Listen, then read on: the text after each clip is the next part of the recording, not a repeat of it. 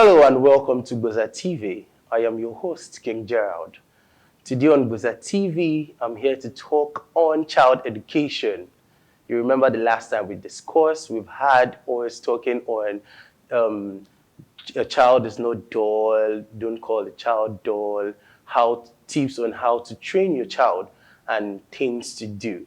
Now today I'll be telling us things parents do, but I think they overdo it all in the name of trying to correct a child. So first on my list, I have screaming.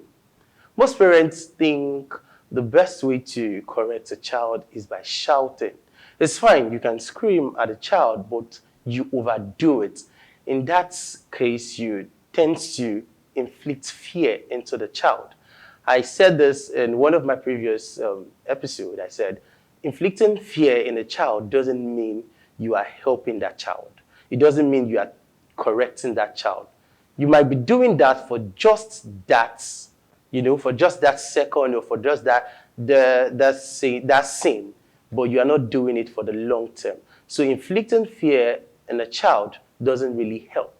Secondly, I have blaming. Many parents keep passing blame onto their child without even thinking if they are at fault. Don't you think you might be at fault? If you had not kept the glass cup on the table or you've not forgotten it there on the table, how would that child be able to break the cup? So most times you take the blame for yourself instead of blaming it on your child. Moving on to number 3, I have mocking. I have to talk on mocking because many parents feels mocking is a way of correcting a child. It's wrong. Mocking or making jest of a child only helps to belittle that child. It only helps to kill that child's self-esteem. You don't mock your child just because you want to correct your child. Even comparison is one of the worst ways to correct a child. You compare a child to someone else. Oh, look at this boy. He's doing better than you. Look at this girl. She's doing better than you. Why can't you? You don't do that. As a parent, as a teacher, a guardian, senior brother or sister, or even an educator in whatever field you are, when training a child or when correcting a child, you should note that comparison is one of the weakest link of a child. Please note that. Let's move on. We have cursing. African parents are fond of this. Well, I'm not really going to just be specific just to African parents. Even outside Nigeria, we have that happening. But mostly African parents. You laying curse on the child, like, curse doesn't have to be you swearing on that child. It could be normal insult, throwing insult at that child. So those are all forms of cursing. You're cursing a child, you're stupid, you are this, you are that, you are killing that child. There is no form of correction. You might do it and feel, okay, it's nice because that is the way your parents brought you up. But that is not the right way for you to train your own child. Let's continue. I have continuous advising. This is one of as I think being a teenager being a teenager, I think this is one of my weakest link, continuous advising. When I do something wrong and I get to meet my parents for an advice or they want to advise me, I tend to get this long advice and it gets to a point when they are talking, I don't even get what they are saying again. Teenagers are really one of the victim of this continuous advice.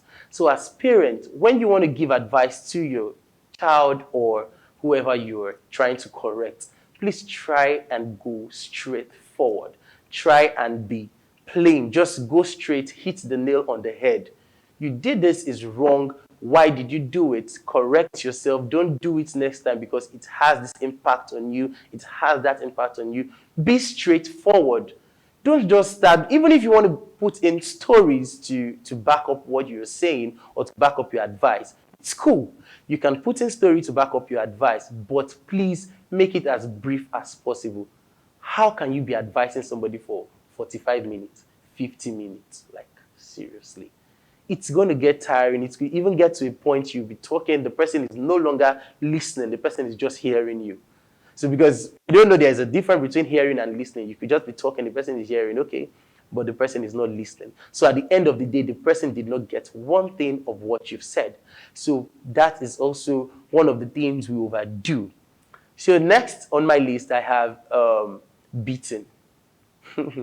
I know everybody is expecting me to say beating because beating should be part of what we do. Beating is nice. You could spank a child, you could beat a child to correct a child. It is nice, but it's not for a long-term correction. You are only correcting that child for that minute or for that moment. But what happens when that child repeats that same mistake again? That is something we should think about. Should I continue beating this child? Don't you know you could beat a child and it will get to a point whenever the child makes a mistake and you want to beat that child will just feel like, I'm used to it. When I make this mistake, what would they do? They will beat me. What would they do? They will beat me. And the child gets used to the beating. It becomes a norm for that child. But why don't you try something else? When that child make a mistake, why don't you just try allowing that child go scot-free? And I bet you that child will have this hunch within him or her.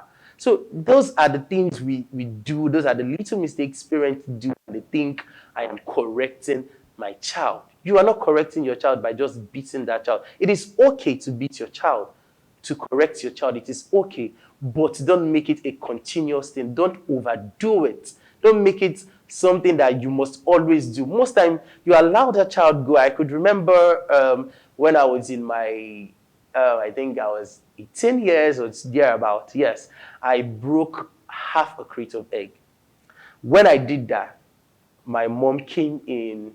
I was tense. I was afraid. I was having so much mixed feeling. What did she do? She allowed me go. She did not beat me. And all through that day, I was being extremely careful as not to make another mistake. So most times, those are the little things you could do. You could also involve grounding in part of your way of correcting a child. Try grounding the child. We all have what we like. Children have their favorites. Is it cartoon? Is it toy? Is it their favorite food? You could ban them from having that thing. At least that is also a very simple way of learning, of correcting a child. So these are the few things I have to pass to you on today's episode on child education. Please don't forget to like, share, comment, and also subscribe to our channel. You can also visit our website, www.gbozatv.com. Till next time, I remain your host, King Gerald. Stay blessed.